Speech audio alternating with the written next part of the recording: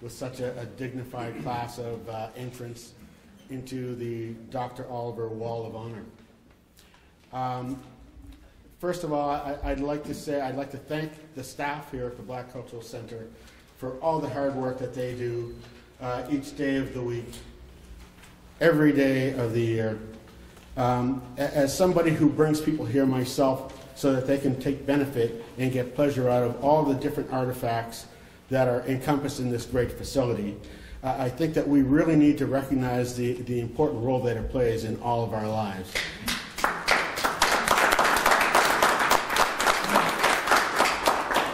And with that said, I'd like to invite everybody to please stand and sing Lift Every Voice.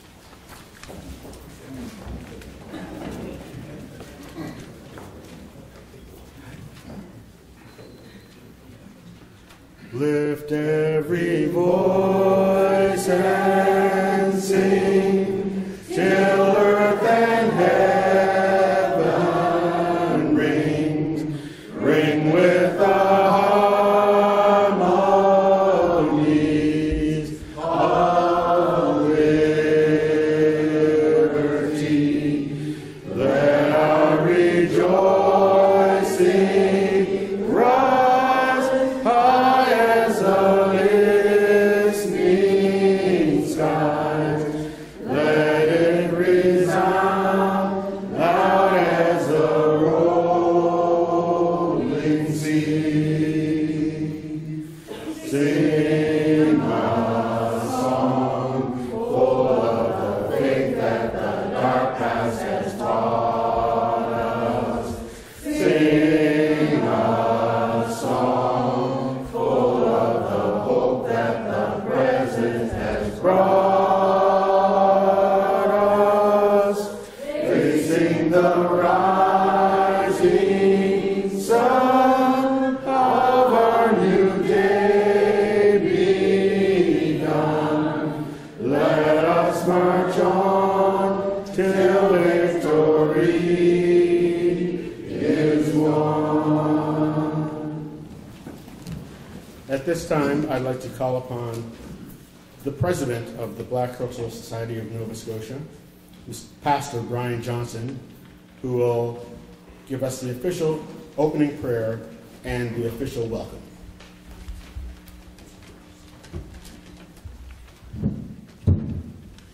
Thank you, Cecil. Good evening. So you thought you were going to get away with only singing one verse. I don't think so. Do you ever only sing one verse of O Canada? Oh, you do? Oh, sorry. But not in my house. Or let's say, our house. Welcome. Glad that you braved the rain to come out. It's certainly a joy to have all of you here, especially our inductees to the 20th annual Dr. W.P. Oliver Night of Honor. Even though we are few in number, it's going to be a great evening. And it's going to be great because we're all here together. That's why it's going to be great. Just a couple of things before I lead you in prayer. But on April 12th, mark this in your calendar, April 12th, right here, same time, gospel concert to chase away the winter blues. If you're anyone, you need to be here for that gospel concert. And if you're not here, we'll be sending notes to your home. There will be no excuse for you not being here. Also, we've got some lovely music. The Boyd family are here. I love hearing them sing. You know, I often wished I could sing. And even in the bath, the shower when I'm singing, sometimes the water turns off. So we're going to have some great music. The inductees are at the top of their game. And so we are indeed going to have a great night. Also, don't let me forget this. In all of your programs, there's this little thing called a donation envelope. And whether you like me or not, or the event or not, we'd like you to put something in this before you leave and leave it at the door. Because that is how we are able to put on programs such as this one we're having this evening with your help. Let us stand briefly and ask God's blessing upon this evening. Our Father and our God, we thank you, Lord, for travelers' mercies over the highways. We thank you, Father, for bringing us safely to this place. We thank you, Father, for the inductees which will be inducted to the wall this evening. We thank you, Father, for this place, the Black Cultural Center for Nova Scotia, a place where we can come and celebrate and give notice to those of our own who have done so much for their race, for this province, and for us. Father God, we just pray that your blessing will be upon us as we fellowship here this evening. Guide everything that we do and say, and may we give you all the praise and the glory, because we ask it in your name. Amen. Amen.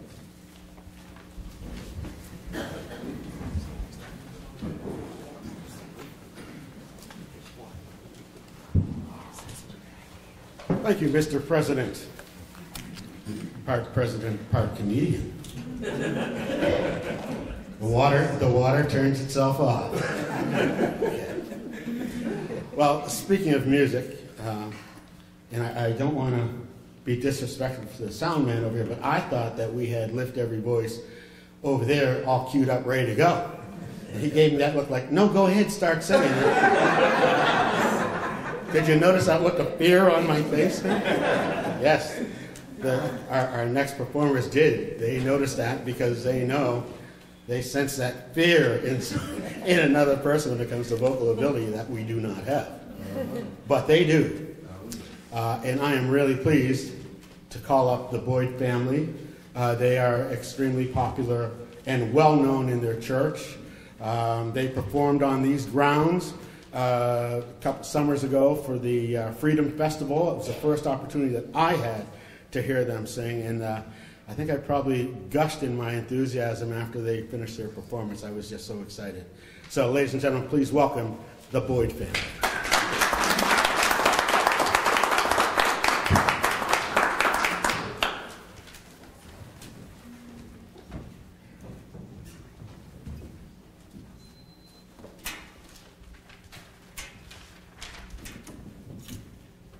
It is a pleasure to be here in the midst of this company and this night when we honor great people who have done much for this province and for this community and for all black communities throughout Nova Scotia and beyond. So I thank you tonight. Yes, we use words, and it's all because of me. So we'll sing. We're set.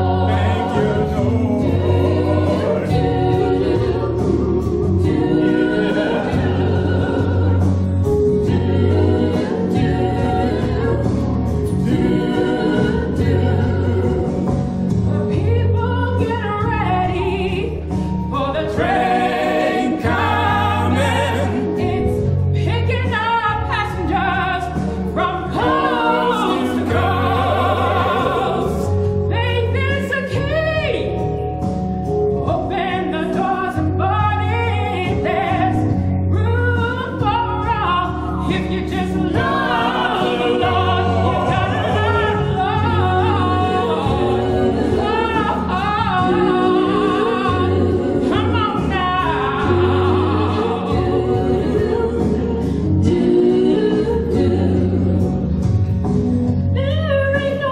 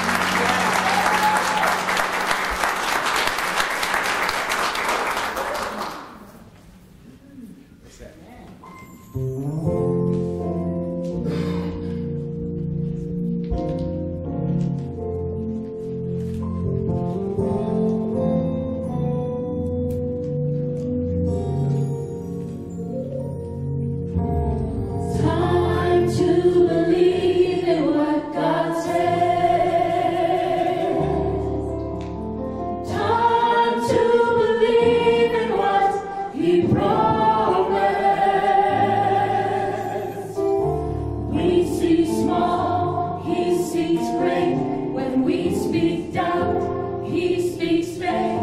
It's time to believe in what God said.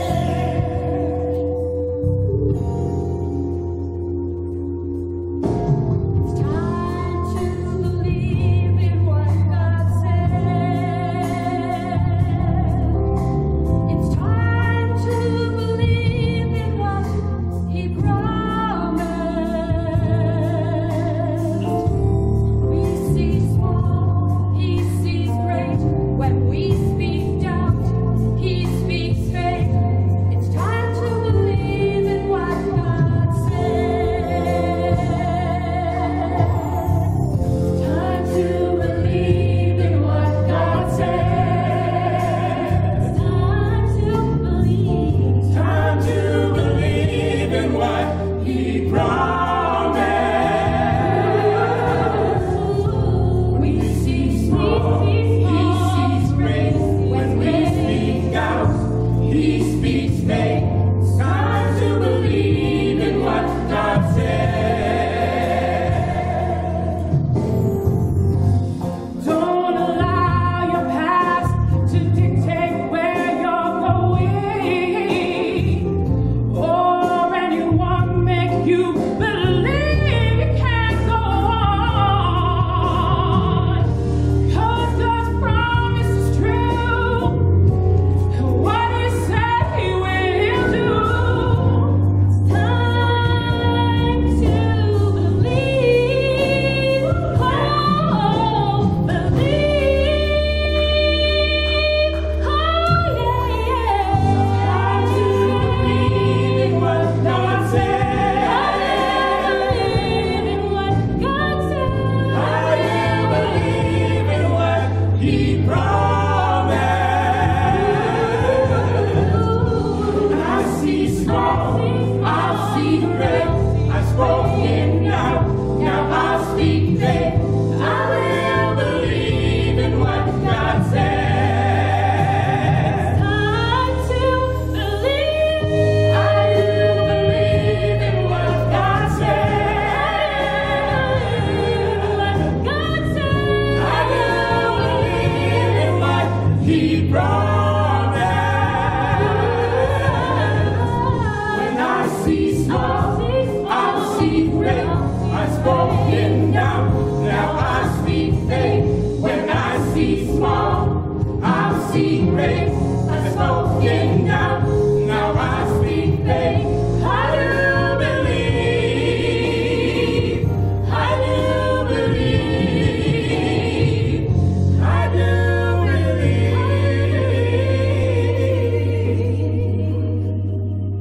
It's time to believe in what God said.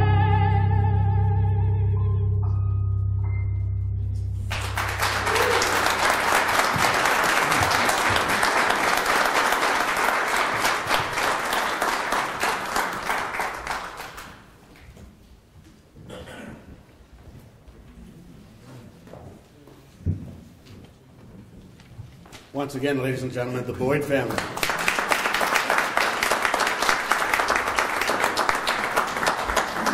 Now I'm sure you can understand why I said I probably gushed over them when I heard them sing the first time I saw you. That is something about that people get ready that just, I don't know, if you don't have the spirit when that song is being sung, there's something wrong with you. Yeah. No jokes. All right, now I'd like to call on a member of the board of directors here. In fact, she is the chair of the program committee and a very, very popular and personable lady in her own right, Ms. Bernadette Hamilton Reed.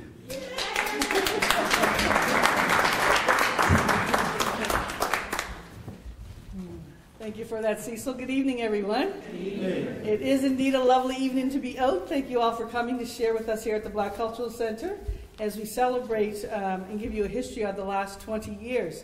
So let's just have a show of hands. How many people, is this your first time coming for our Wall of Honor? Great. Well, welcome for the first time, and we hope you'll return because it's a great time that we have here to honor our honorees. And to our honorees, congratulations, and we welcome you. So over the last 20 years, we've been celebrating the Wall of Honor. Reverend Dr. W. William P. Oliver was born on February 11th, 1912, in Wolfville, Nova Scotia. It brings me great pleasure to talk about Dr. Oliver, as he was my minister at Beachville Baptist Church. Dr. Oliver received his early education at the local high school, which placed emphasis on the importance of college education. He entered Acadia University and received his Bachelor of Arts degree in 1934 and Bachelor of Divinity in 1936. Hard to believe those years even existed now that we're in 2014, my heaven's sakes. In 1937, William Pearly Oliver was called to minister at the Mother Church of the African United Baptist Association, Cornwallis Street Baptist Church in Halifax. The proposal for the center was put forth by Reverend Dr. Oliver in 1972. He envisioned a cultural educational center to meet the needs and aspirations of Nova Scotia's Black communities. The Society for the Protection and Preservation of Black Culture in Nova Scotia, better known as the Black Cultural Society, was incorporated as a charitable organization in 1977. And in 1983, the building, the dream, became a reality, and the center opened its doors. Known as a leader with great wisdom and unfailing dedication, he was no stranger to controversy or criticism. He was not afraid to stand up alone if the cause was righteous. As a visionary, he has been described as Nova Scotia's passionate defender of equality. In February of 1994, the Reverend Dr. W.P. Oliver Wall of Honor was established by the Black Culture Society Center in memory of a wonderful man, Reverend Oliver. This very special honor is awarded annually to recognize outstanding contributions by community leaders in the Nova Scotia Black community. Today we celebrate 20 years of honoring African Nova Scotians and their contributions to their community and province, at which we have reached the milestone of inducting over 130 people to date.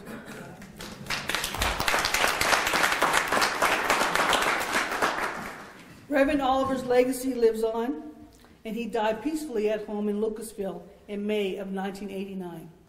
And later on, you'll have some tributes from his sons, and it's just going to be a wonderful celebration. And we're so happy that we're able to honor Dr. Oliver through our Wall of Honor. If you haven't seen, our kiosk over there has all of our years running through on the kiosk there. You can see all of our honorees. And I know we have some honorees here in the audience. So as we celebrate 20 years, for those who have been inducted into the W.P. Oliver Wall of Honor, would you please stand and be acknowledged?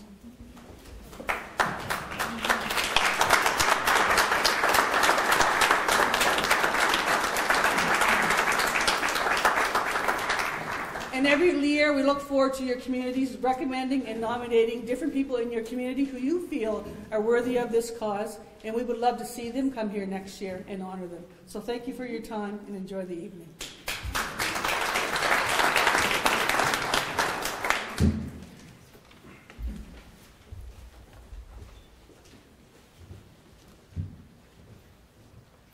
Thank you very much, Bernadette,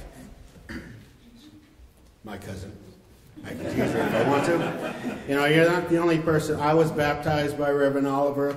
He married both my parents, yes. He married my parents, and he baptized them as well.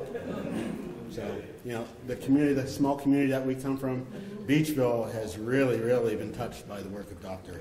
W.P. Oliver. Thank God. Speaking of his sons, we are pleased to have two of them here with us this evening to join in the festivities. Both distinguished fine gentlemen. Yeah, that's right, I said fine gentlemen. And I'd like to call them up right now. Ladies and gentlemen, please welcome Les Oliver and Stephen Oliver.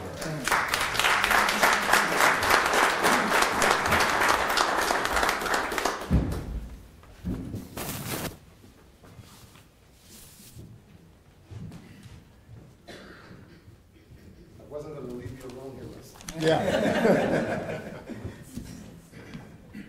Thought you were going to leave me alone to get me back for that day 60 years ago. Won't talk about that tonight.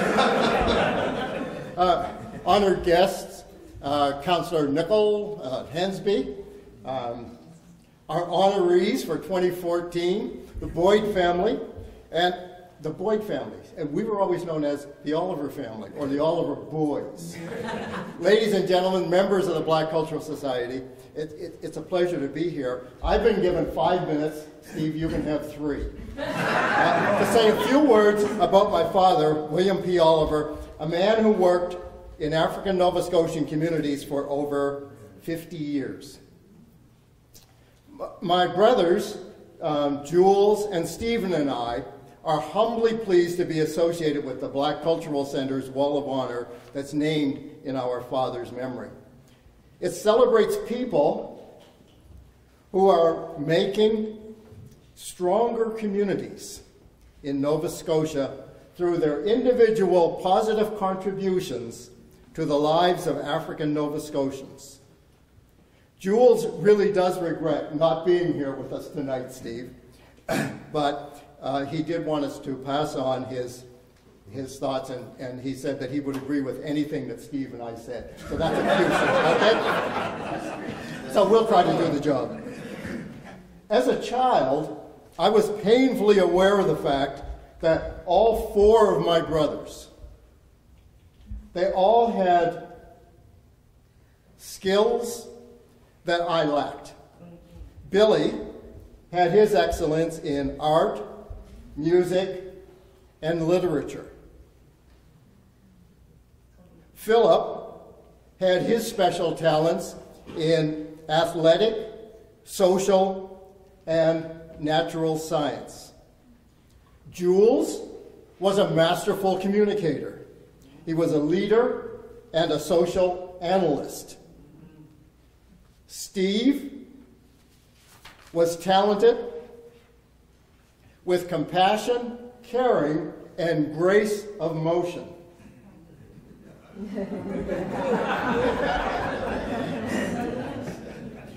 We were all different, but our parents managed to let us all develop those skills that best suited our greatest development. None of us headed into the ministry, but they supported us. And they guided us all in our different directions, reminding us of the importance of getting proper education and training, and reminding us to give service to our communities. But I noticed that our father, did the same thing in the African Baptist Association and in his own local churches. He saw many people who had talents that could be developed, that could be called upon. They simply needed encouragement. The deacons all took on specific tasks that were suited to their skills and talents. He learned, oh, there's Cecil's father.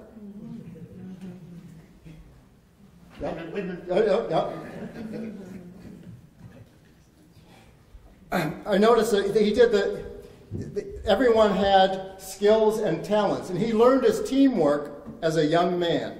He knew the power of teamwork. He knew that you weren't doing anything alone, and he demonstrated that in his work when he started organizations like the Nova Scotia Association for the Advancement of Colored People, the Black Cultural Society, Black United Front. All of these were province-wide organizations that supported both small and large communities throughout the province. So he worked in these organizations, and we were used to seeing around the house lots of people. So there would be people. You know, Gus, I'll read off some names. They don't necessarily match the pictures that are going through. Marie Hamilton, Richard Simons, Ruth Johnson, Sid Jones, oh, there's Reverend Clayton, Donald, and with Reverend Clayton and Alita Johnson, there were young people coming around the house. There were people of all ages coming around the house, and we were seeing people at various stages of development and commitment. Reverend Thomas, when he graduated from Acadia, right, a regular visitor to the house. Ruth Johnson, and people getting new credentials and participating in the community. People like Gertrude Smith, Donnie Scare, Donald Fairfax, Vern Upshaw, Ralph Jones, oh, Don Oliver. There's Reverend Scare. Yeah, it's all through the association. And it started with the very young. Didn't it, Wayne? Dr. Wayne Adams in there. It started with the very young, showing that everyone had skills and talents to build a better tomorrow. He believed that anyone can become an instrument for progress, so he worked hard to provide educational opportunities in all of our communities. If we treat people as they are, we'll make them worse. If we treat them as we think they ought to be, then we'll help them become what they can be. Yes. So that basic principle governed the work of my father as he helped the Nova Scotia Department of Education improve its effectiveness in the African Nova Scotian communities for over 30 years. He applied that same principle in his family and with his own children. You know, we talk about the importance. Is that Dr. Adams again? He keeps growing up, and as he grows up, he becomes stronger and commits more and does more. So, role models. This wall of honor, like this whole center, provides real role models for every Nova Scotian child to see. Here, all boys and girls can imagine themselves as future leaders in whatever field they choose. So if they want to play the most powerful roles in the land, they must see a role model, and then they can say, yes, I can. So, the Wall of Honor, through it we learn that those who have shown leadership in improving our lives were just ordinary people like us. Yes. We're proud to tell the world that these people prepared themselves for what they did to overcome obstacles and to benefit others. So as our father or our mother would have said to every young person they met, be smart, stay in school, complete your education, learn to do something useful, and then serve the community well. So every day I am grateful and thankful for the lessons that I learned from my parents and my brothers. And I encourage all parents, to pay close attention to the way they encourage and guide their children. I will leave it at that. Thank you.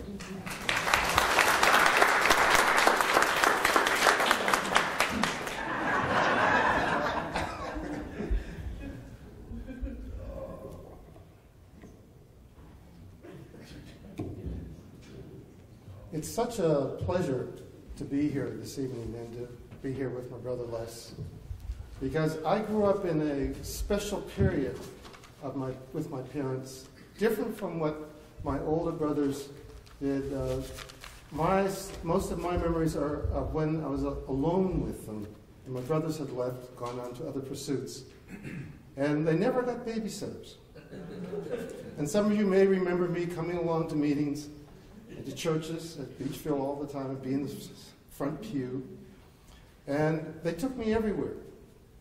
And I would go to many meetings with Dad. And I can remember particularly meetings dealing with this center. And I don't know if all of you are aware of this, but Dad was an avid gardener.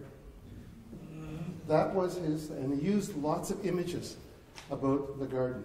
And if he wasn't involved doing something in the church or meetings, he was in the garden.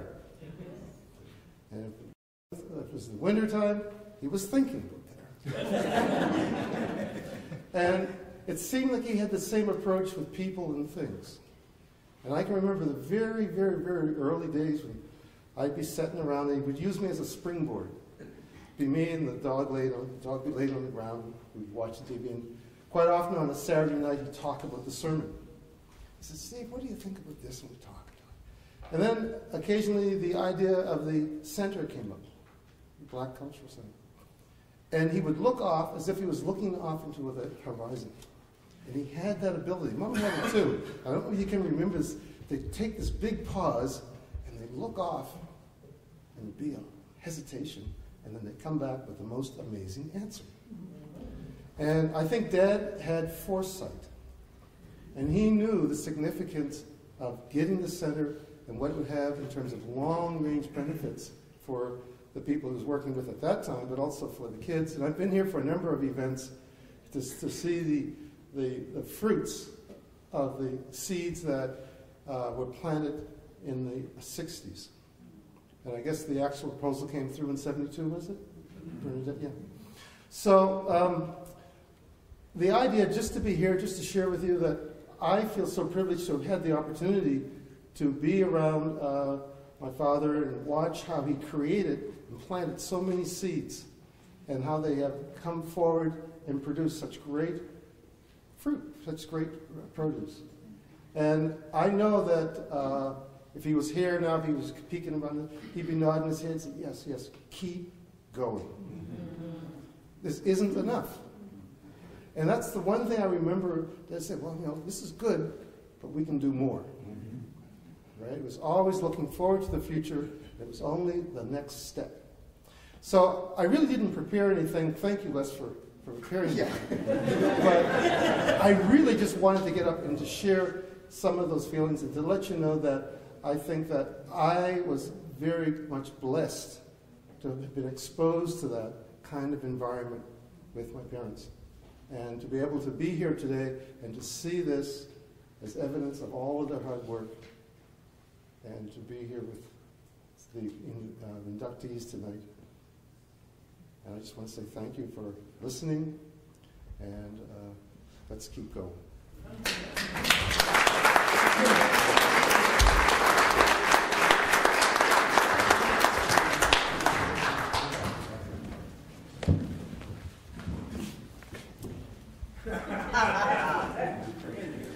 Thank you very much, gentlemen. I would say, Steve, that two of the brightest seeds that were planted by your father and your mother are in this room right now. I mean, thank you for your contribution.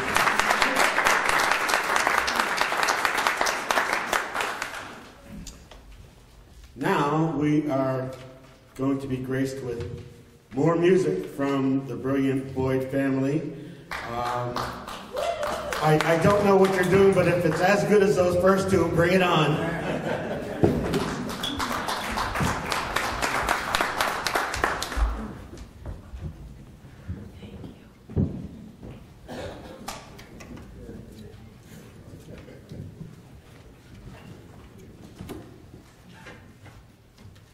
I'm really in awe of Reverend Oliver. There's no question. I just can't get over it. What he did, one person.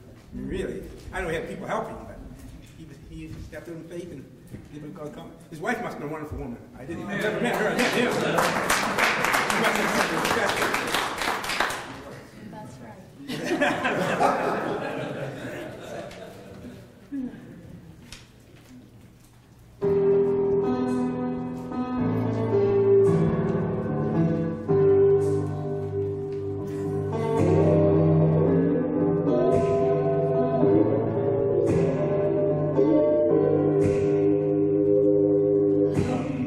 There will be mountains.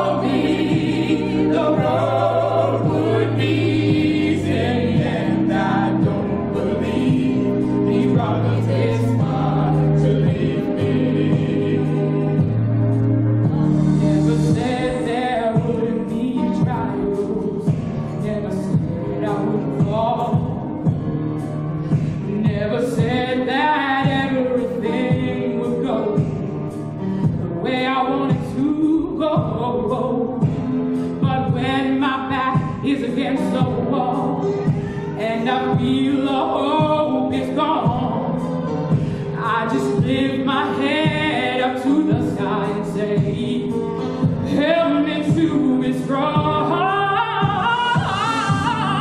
I just can't give up now. Come too far from where I'm starting from. Nobody told me the road would be easy, and I don't believe he's brought me this far to leave me. Oh, I know he didn't bring me. No, I'm here to leave alone. Even when I can't see clearly, I know that you are with me, so I can. I just can't give up now. Come too far from where I started from. Nobody told me the road would be easy, and I don't believe he's brought me this far to leave me. I just can't give up now.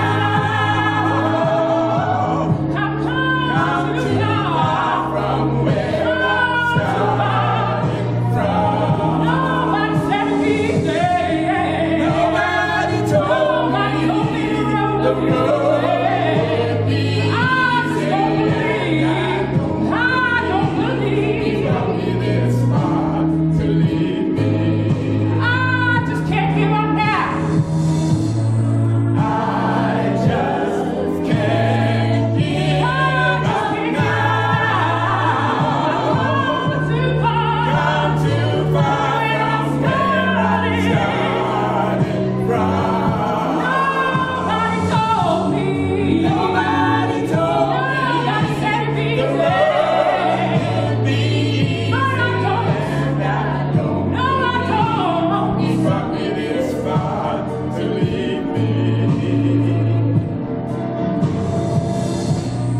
I just can't give up now. Come too far. Look at how far we've come.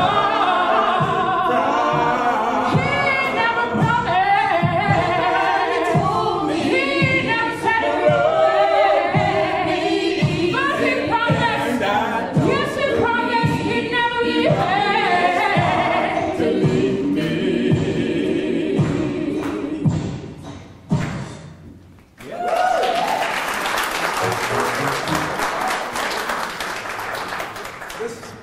This piece we want to close with is what I learned as a little boy, probably 5 or 6. My uncle, Harry, was I think farmer by day, but he was an evangelist by night, and we used to go to his house. And when the house got too big, we went to a hall. He could preach forever. We used to start at about 6, and by midnight we might be finished. So. And this is one of the songs we used to sing.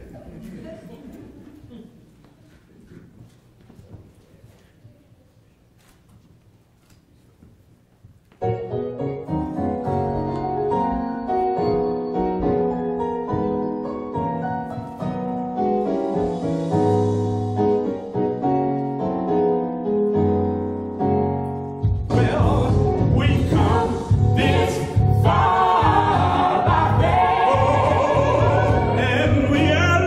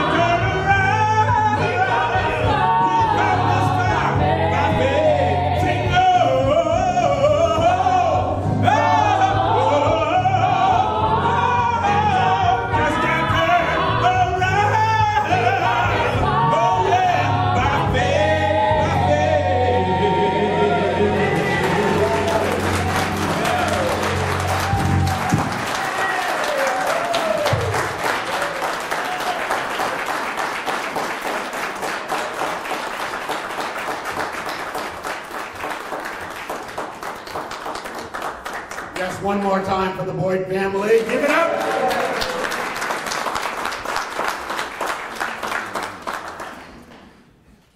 Do you need an agent?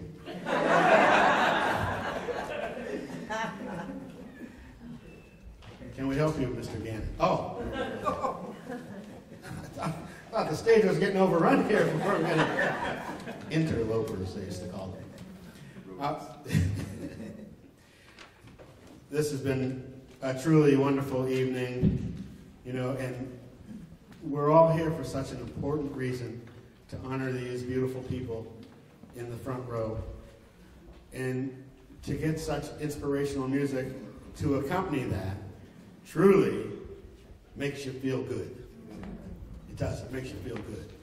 And when you think back on the life of Reverend Dr. W.P. Oliver and the work that he did to help have this beautiful facility even created and built, and the other people, like I think Bernadette mentioned, there were other people who chipped in and helped a lot and provided a lot of wisdom and advice too. But can you imagine back in the 50s and the 60s, the climate with race relations in those days? Imagine the courage that it took for somebody to try to create something like the NSAACP. And the courage it took under, I'm sure, adverse situations to create a structure like the Black United Front. There were politicians that certainly did not want to see those organizations created. And I'm sure that they placed certain barriers in the way. But people like Dr. Oliver and our inductees wouldn't take no for an answer. And for that, we should all be thankful.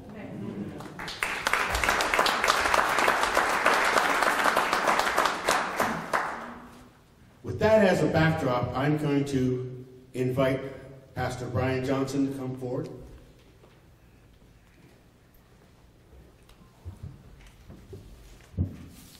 As we prepare to induct these beautiful people. And the first inductee is Brian Darrell.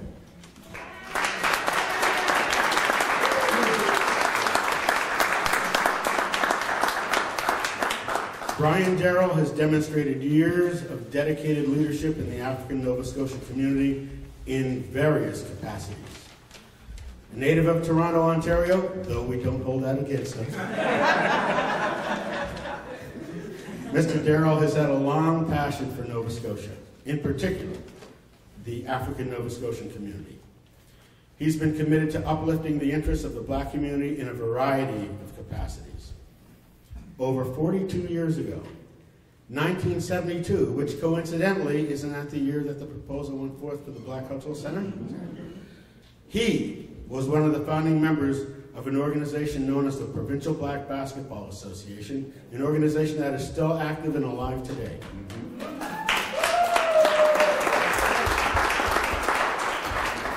The Provincial Black Basketball Association, or the PBBA as it's known to most everybody, holds an annual weekend tournament that both empowers and inspires community youth and instills self-esteem and skill development through organized sport.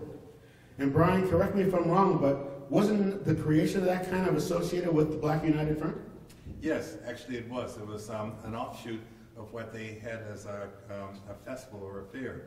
And one of the things that was all very technical and cultural, and thought it would be wonderful to have some sort of athletic event. And so we actually had teams coming in. In fact, where's Louis Gannon? He still owes me $7 for his first year. Couldn't come up with the 42 years later, the interest on that. Some people never forget.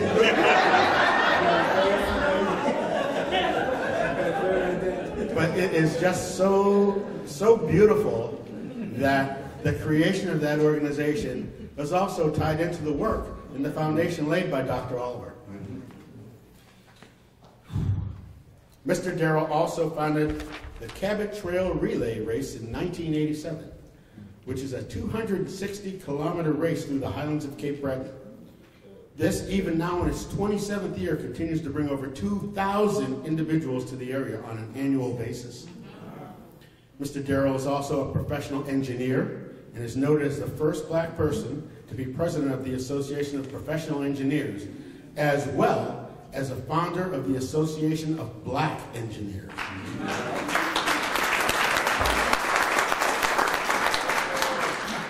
Over the years, Brian has mentored members of the community who have been studying the engineering field.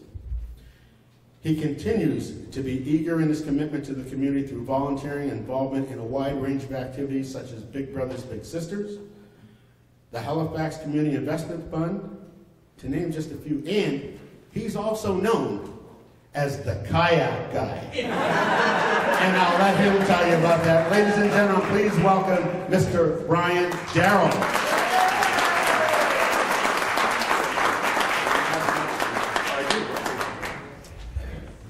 I truly want to thank everybody for this. This is really an honor tonight. But you know, when I say I want to thank everybody, I really mean it, because I look around this room and I can't count 2 chairs. I honestly can't count 2 chairs where there's not a person who is personally responsible for helping me develop.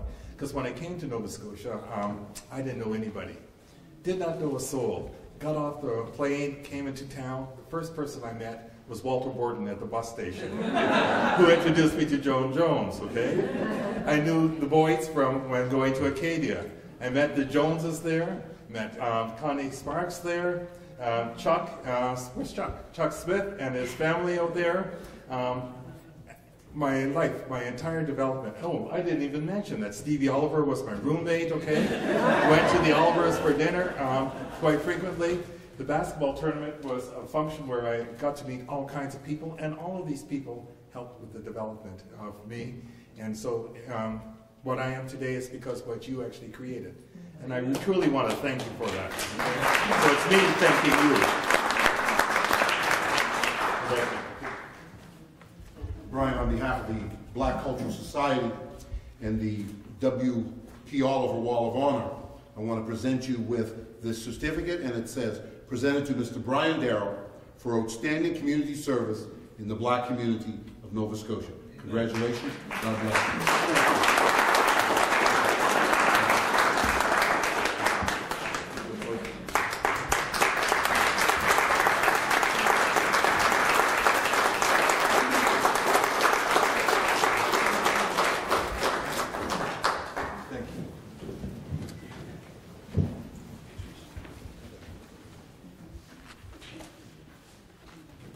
Ms. Audrey Hessen Deer.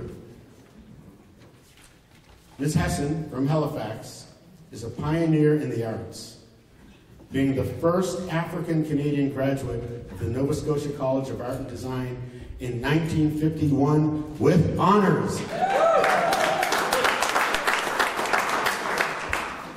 Ms. Hessen had an interest in the arts at an early age and was motivated by her grade 9 teacher to pursue her interest. This turned into a lifelong passion. She was commissioned in 1951 to create, wait till you hear this, a decorated leather booklet cover for presentation to Princess Elizabeth. She is qualified in the artistry of pottery, jewelry, weaving, wood carving, art design, and art education. She has and continues to be a strong advocate for the arts and equality in Nova Scotia. In the early years, she volunteered instructing arts at the YMCA, CGIT, libraries, and summer camps, just to name a few. And I'm told that Les Oliver was at one of those summer camps. That's right. Can't get away with anything around here. She also worked with the Nova Scotia Hospital, offering patients craft instruction as therapy.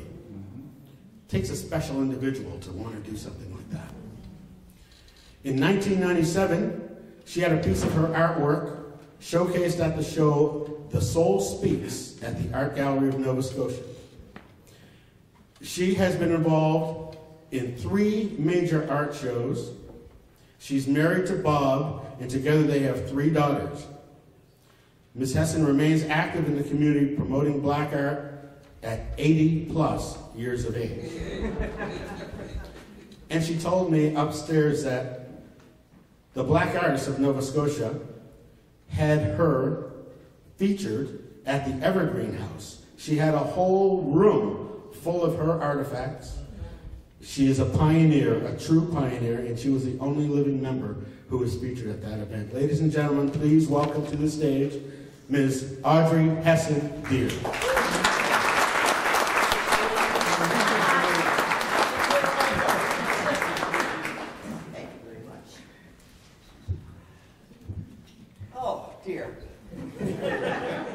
Okay, I'm 84. Do I hear 85? No, 85, okay. That makes me the senior on the house. I have had a truly deja vu experience here tonight. I've seen pictures. In the history of Vernon P. Oliver, he was my pastor. I was a kid. He became his pastors. I knew Captain White. He was my first pastor back from Wall Street Baptist Church as a child. There's a lot of history in 84 years, and a lot of my history is encompassed in the shows here at the Black Cultural Center. As pictures were being shown, I recognized faces. And when the Boyd family was singing, I had a little flashback to Deacon Simons. He would have passed the plate for another collection. He was good. He was good. We can give him 2 envelopes. Yeah, give them 2 envelopes, because I mean, he could sing, and he would sing, and it's just like your old friend. He would sing until those plates went around. I have to be nice now, before. I want to thank the Black Cultural Society and the Wall of Honor Committee for this honor. I've had the privilege of a long life, and not everyone has the opportunity to be honored for past accomplishments. It seems a lifetime ago that as a 17-year-old, I challenged myself to go outside of my familiar surroundings, outside of what was called my community, to do something different. And I faced the real possibility of setbacks. But there was a popular saying then, we shall overcome. And I accomplished my goal. Graduation day was a proud day for me. Matter of fact, I dug out my old school pin to wear tonight. Tonight, this recognition of my achievement in a difficult period in the history of our Black community is a special moment in time. So many years passed before I was discovered. My work was shown for the first time in, about 1997, something like that. Wow. And I even got to be called a pioneer. And I was in good company. There were some really good artists, Black artists, unsung heroes. And I was the one living pioneer. So I've made some history.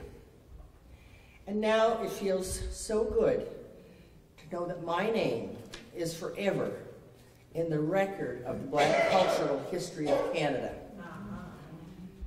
I remember when the Black Cultural Center came into being, and its mandate to seek and record that cultural history. Times have changed, but there will always be challenges to seek and record that history. Speaking of history, my youngest daughter, she has a son. When she came home to visit a couple of years ago, we came out here to the Black Cultural Center because she wanted her son to see some of his Nova Scotia roots. He was born in Ontario and he was growing up there, but she brought him out here. We came out so he could relive some of his family history. But times have changed. There'll always be challenges. And our youth has to take up that challenge and create new pages in the record. I would be remiss if I didn't introduce my husband from Ontario. Bob came here as a member of the Canadian Armed Forces, Navy, when there were very few black members in the Navy. He and other fellow members like George Borden, they kind of had a little esprit de corps of their own going then. Oh yeah, oh yeah.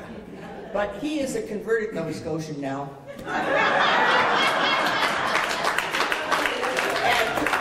after almost 58 years of marriage, I think I will keep him. And I would also be at fault if I didn't say thank you to my nominator, George Borden. He nominated me, and I asked him, well, like, why, George, why? He said, because you belong there. You are a part of the George has dedicated himself, more ways than one, his personal work and all of his efforts, to enrich black culture. And tonight, he's made tonight possible for me. And like I say, this is really deja vu. And if anybody wants to challenge that 84, I'll talk to you later. On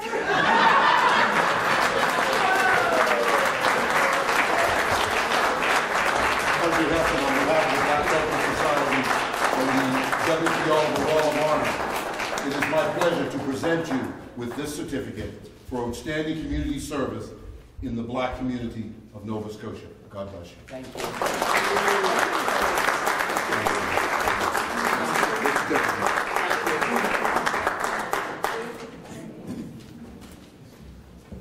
I got my real camera today. Okay. With batteries. Have you got batteries? Yes. Oh, sure.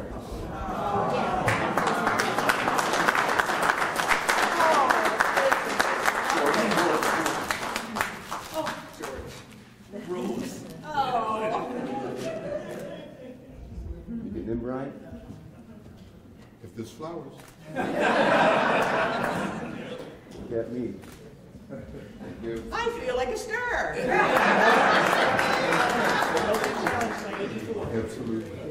Thank you. This one.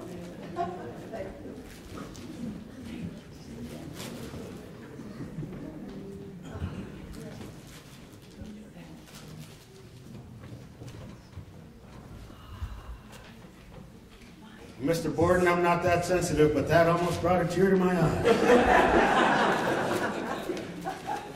Congratulations. Thank you.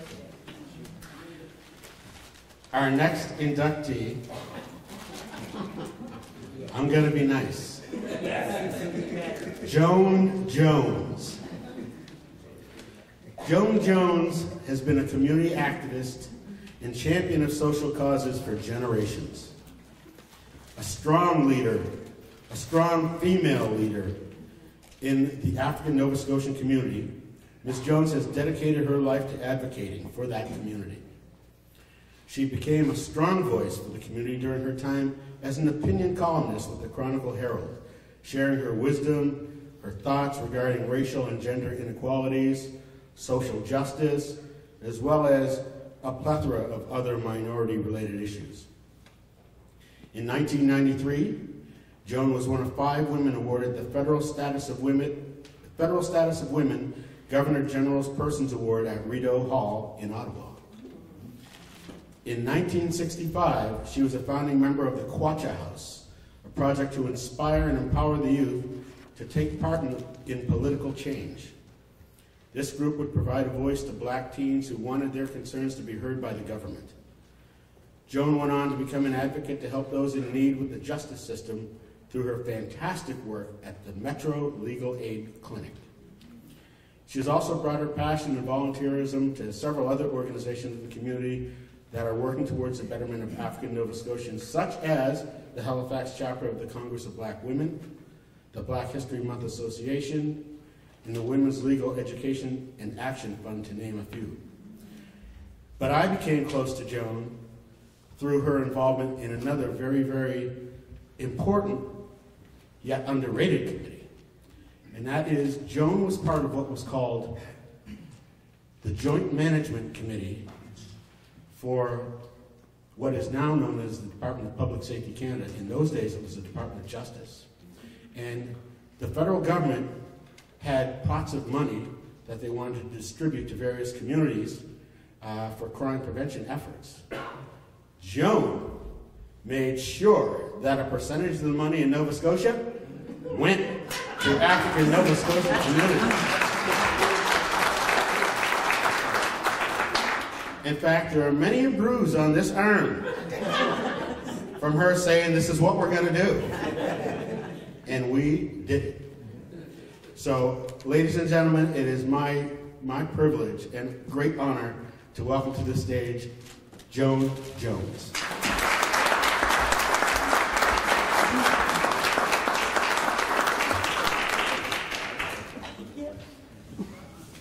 Good evening. It'll maybe please you to know that I don't have a speech.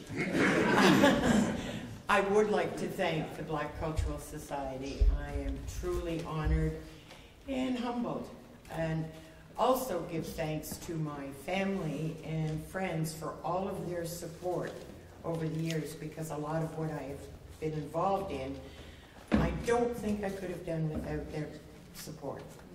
Thank you. On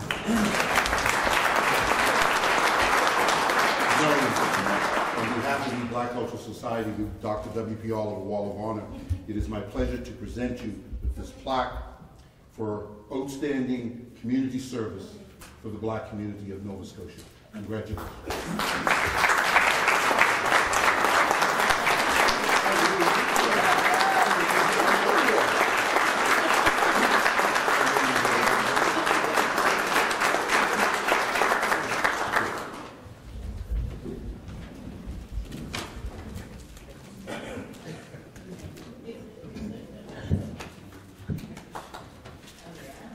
Joan goes, thanks for those kind words. But it's true, hey! They certainly are. Our final inductee is Henderson Paris. Henderson Paris, a native of New Glasgow, is a dedicated volunteer in his community. Retired from Michelin Tire in 2007 after 31 years of service. Mr. Paris is a strong leader in his community, being elected to the New Glasgow Town Council in 2004, re-elected in 2008, served as deputy mayor in 2008 and 2013. He's played a pivotal role in ensuring quality and diversity in that town. He's demonstrated a sincere passion to serve the community and to be a voice. He's a recipient of the Human Rights Citizenship Award at Dalhousie University in 1999, as well as the YWCA Canada Peace Medal and Federation of Canadian Municipalities Race Relations Award in 2000. His contributions to racial equality are well known in Nova Scotia and abroad. Henny, as he is known to most everybody, is an avid sportsman, having played baseball, broomball, track and field, distance running. He also coached New Glasgow junior and senior high school track and field for over 10 years and is inducted in the Pictou County Sports Hall of Fame. Mr. Paris has many years of volunteer service in his community, providing many years of service to the Royal Canadian Legion. But in 1990, and this is how I know this man, he initiated the New Glasgow Run Against Racism to celebrate the International Day for the Elimination of Racial Discrimination.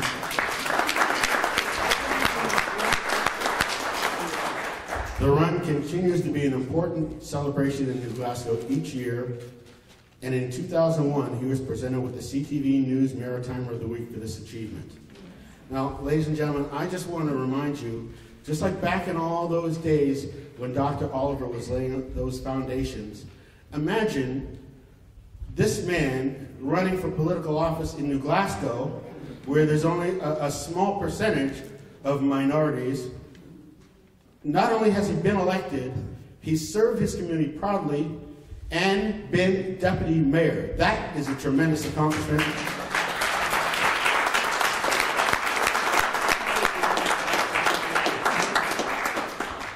And you can tell through the fruits of the Run Against Racism, he's still in unbelievable shape. Ladies and gentlemen, please welcome Henderson Paris.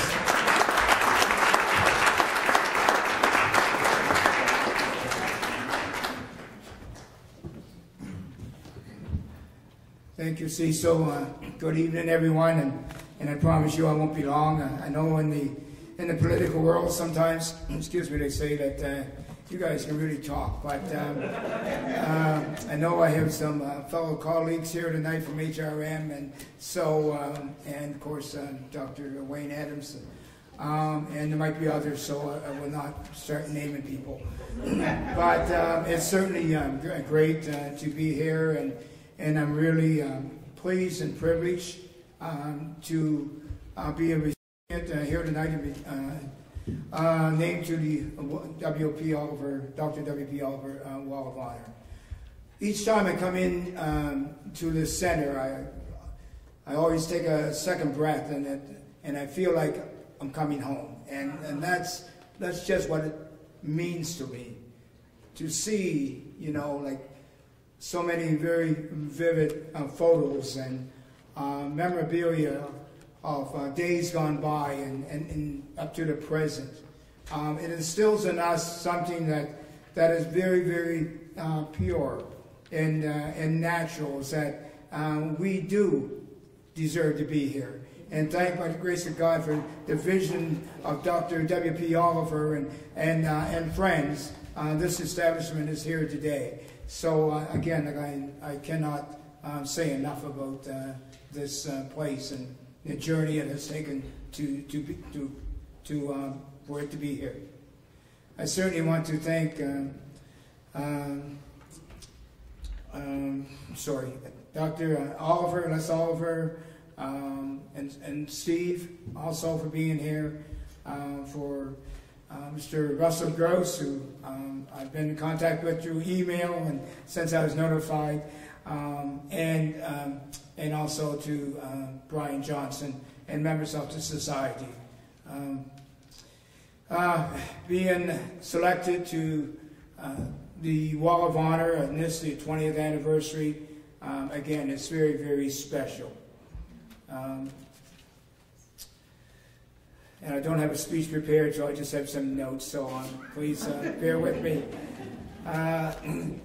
When I thought about this, I thought about it wasn't any coincidence that Dr. W.P. Oliver was born on February the 11th.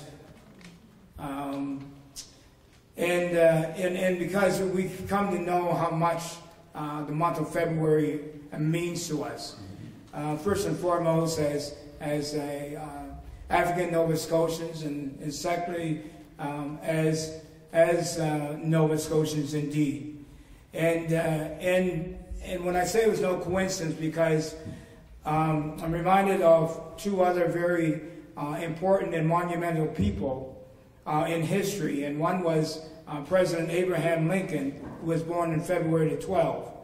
And the other was a freedom fighter named Frederick Douglass, who was born on February the 14th, which happens to be Valentine's Day, which we do know. And but for Dr. Oliver, for approximately to come about to be born about approximately 100 years later than these two gentlemen, and the struggle, the dedication, the commitment, the passion that he brought to all of Nova Scotians and beyond has certainly been remarkable, to say the least. He certainly had the great vision to positively move our people forward, which they have done, and which great achievements and contributions have certainly been made. And I know it was referred to earlier, but I just love it when you refer to him as a passionate defender of equality, because that's exactly what he was. I want to congratulate my fellow inductees this evening, each and every one of you. Like I've read about you prior to coming. Some I have known.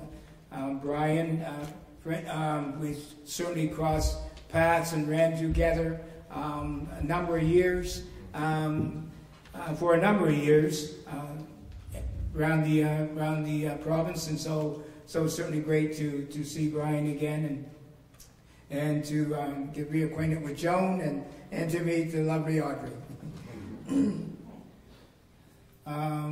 They say it takes a village, and we know what that means, right? We're referring to young people, and that is so very true for what they have done and what they will continue to do and hope to do. And so that is very true. But what I just want to say tonight is that we cannot lose fact that our forefathers and the ones that came after them, and then us. So we can't lose sight of the fact what they have accomplished for us today. The paths, the struggles, and I do mean struggle. I mean struggle in every sense of the word. I often, I guess, toss that around in my head various times of how strong people back then must have been, had to be. And for what life threw at them, and they overcame. And so it's certainly very well stated when you say we shall overcome, because we have, for a great part, have done that. And and that is very evident when we walk through the doors of the Black Cultural Center. That is it's just right in your face, so to speak, the contributions that we have made. And then again, when I speak, we look to our young people. And as we look around in the room tonight and see a diversity, and that's what our young people are doing also. They're creating such a great diversity here in the province of Nova Scotia and indeed in Canada. And so that's spreading, that's manifesting throughout. And what it's doing is certainly helping all of our communities get a better grasp on our roots and where we have been and where we at and where we plan to go. And so and because of that, because of cultures mingling more together and engaging more together and creating families and bringing the other families into the fold, that, to my mind, is indeed very, very wonderful, because we are truly demonstrating that we do live in a great place, this Canada of ours, through so much that goes on through our world, that we are indeed very, very fortunate with all the challenges that we still have. I'd just like to leave with a quote. One is by Frederick Douglass. Without a struggle, there can be no progress. And the other is by Abraham Lincoln. In the end, it's not the years in your life that counts, it's the life in your years. I certainly want to thank the lady that has nominated me, and that is Verna Elms. That is, I think, very, very special when someone from your community nominates you for something. It certainly just shows that perhaps what you have done is making a difference or has made a difference. So I thank her from the bottom of my heart for giving me this great honor. And I certainly want to thank my family. My wife Carol is here this evening. Carol, just give a wave. My son Jared and his wife Crystal. And actually their child, my new grandchild, Jordan, who's 6.5 months, almost 7 months now. Anyway, he's here too, but he's with family. But someone has spoke about, grandchildren, taking them everywhere. And that's what we want to do. We want to take our new grandson to each and everything that we can do, so that we'll learn and see and know all about so much in life, because there's so much out there to learn. I know I have also my niece is here tonight, Sandy Paris, and my nephew Mark and his son Joshua. I thank them for coming tonight also. And again, there's other members and cousins here tonight, George and Loveland. And actually, I'm also related to, the Oliver family on my mom's side. So that's always been very special. So thank you all very much, and I hope I didn't take up much of your time. But again. Mr. Barrett, on behalf of the Black Cultural Society, the Dr. W.P. Oliver Wall of Honor, it is my pleasure to present you with this certificate for outstanding community service for the Black community in Nova Scotia. Congratulations.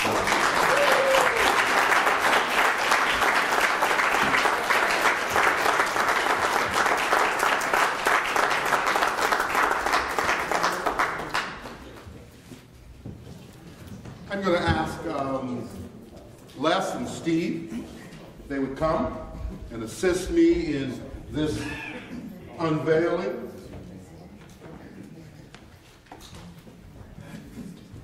Steve's slow, isn't it? Must be his age, but good. Both of them, Russell? Nope, just the first one. Just the first one.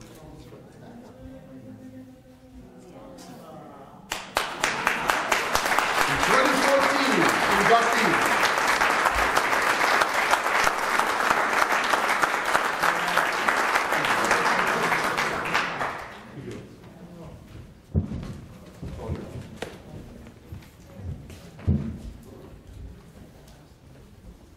Oh yes, Mr. Paris, there's been a politician in you.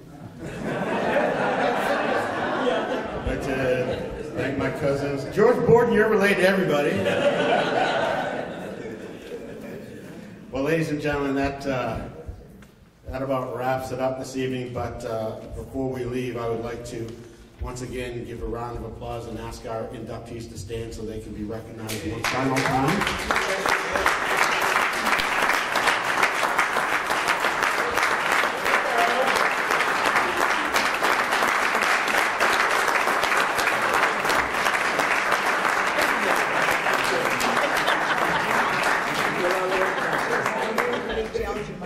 And because there's been a fair amount of discussion this evening about young people, and because most of the people who know me know that I'm heavily into sports just a little bit, I would say that in some years down the road, we're going to be back here, and we're going to be honoring the likes of these black females.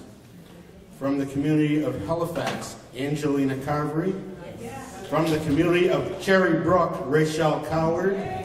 And from the community of East Preston, the best female basketball player in Canada, Justine Pearly, who scored 38 points today to lead the Lady Huskies into the national championship game tomorrow.